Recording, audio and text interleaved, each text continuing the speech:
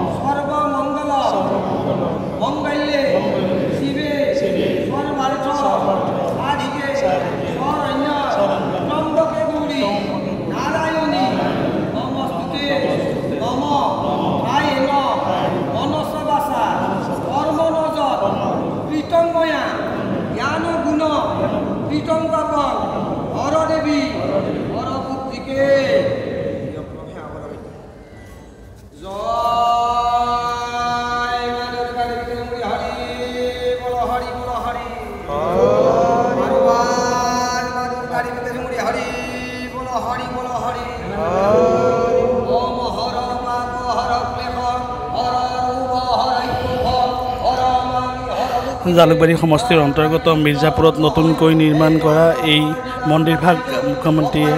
আনুষ্ঠানিকভাৱে উদ্বোধন কৰিলে আৰু এই মন্দিৰভাগ ইয়াৰ স্থানীয় ৰাইজে নিৰ্মাণ কৰিছে আৰু নৱৰাত্ৰিৰ যি ধৰ্মীয় পৰম্পৰা সেই ধৰ্মীয় পৰম্পৰাৰ মাজতেই নতুনকৈ নিৰ্মাণ কৰা মিৰ্জাপুৰ মা দুৰ্গা মন্দিৰটো আনুষ্ঠানিকভাৱে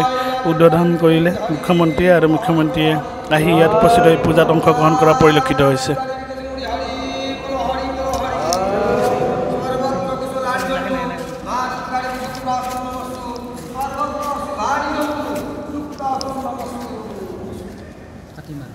Go,